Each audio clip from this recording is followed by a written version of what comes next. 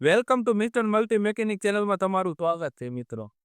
આપને ઘણા મિત્રો મેકેનિક મિત્રોની કોમેન્ટ આવતી હતી કે ભાઈ તમે રેક્ટિફાયર કોઇલ માટે એક વિડીયો બનાવો કે એને ચેક કઈ રીતના કરવી. તો મિત્રો આપણે આજ શીખશું કે રેક્ટિફાયર કોઇલ ઉડી ગયેલી છે કે ચાલુ કઈ રીતના ચેક કરવી. તો ચાલો મિત્રો આપણે રેક્ટિફાયર કોઇલ કઈ રીતના ચેક કરવી. તો પેલા જાણી લઈ કે રેક્ટિફાયર કોઇલના જે બાવરના છેડા હોય કઈ રીતના કેમ કામ કરે. તો આપણે જોઈ લઈ. રેક્ટિફાયર કોઇલમાં જે આ સોકેટ આવે એમાં 4 છેડા હોય છે. વ્હાઇટ, લાલ, પીળો અને લીલો. એમાંથી જે વ્હાઇટ છેડો છે તે મેગ્નેટમાંથી પાવર કોઇલમાં આવે છે અને લાલ છેડો છે તે બેટરી ચાર્જિંગનો હોય છે. અને જે પીળો છેડો છે તે આપણે લાઇટિંગનો હોય છે, જે હેડલાઇટ થાય. ને લીલો છેડો હોય છે તે અર્થિંગનો હોય. વાયરિંગની ખબર પડી ગઈ હોય તો મિત્રો હવે આપણે ચેક કઈ રીતના કરું. તો તમારી પાસે પેલા હોવું જોઈએ મલ્ટીમીટર. મલ્ટીમીટરમાં ચેક કરવા માટે આપણે બજરમાંથી ઓન રાખશું. અને પછી ચેક કઈ રીતના કરવી તો હું તમને એ જણાવી દઉં કે મિત્રો આમાં જે માઇનસ પ્લસ હોય, એક છેડો આપણે છે ને કોઇલનો જે વ્હાઇટ છેડો હોય ત્યાં આપણે પ્લસનું ઓપ્શન રાખશું. ને જે માઇનસનો છે તે આપણે વારા ચેક કરશું. જો કોઇલ ઉડી ગયેલી હશે તો આમાં રીડિંગ બતાવશે અને જે ચાલુ હશે તો રીડિંગ નહીં બતાવે. તો આપણે જોઈ કઈ રીતના કામ કરે છે.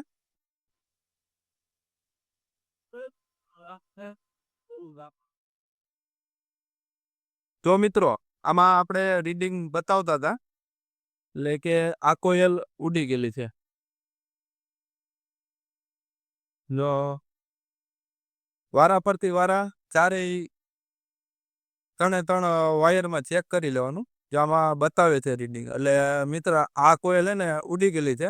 આપણે બીજી કોઇલ લઈ જે કે આપણે સ્પ્લેન્ડર પ્લસની છે એમાં ચેક કરી લઈ એટલે ખ્યાલ આવી જાય કે ઉડેલી છે કે ચાલુ છે.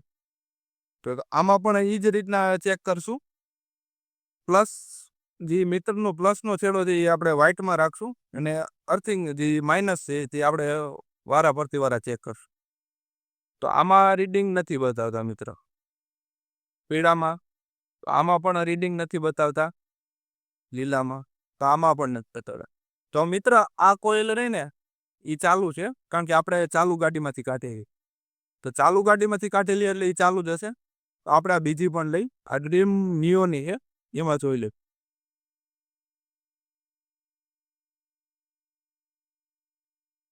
પ્લસનો છેડો આપણે વ્હાઇટમાં રાખશું.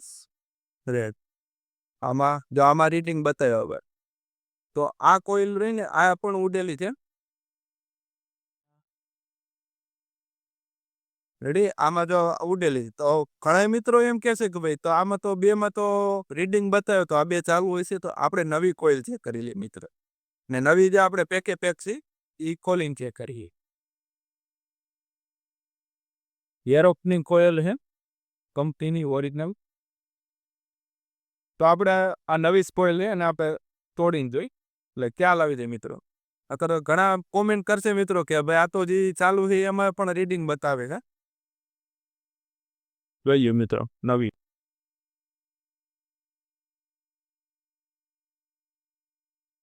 આપણે વાયર કઈ રીતના રાખવા ખ્યાલ છે મિત્રો. પ્લસ વ્હાઇટ ને જે માઇનસ છે તે આપણે ત્રણેય છેડામાં વારા ચેક કરશું. જો આમાં નથી બતાવતું મિત્ર, નવી જ છે.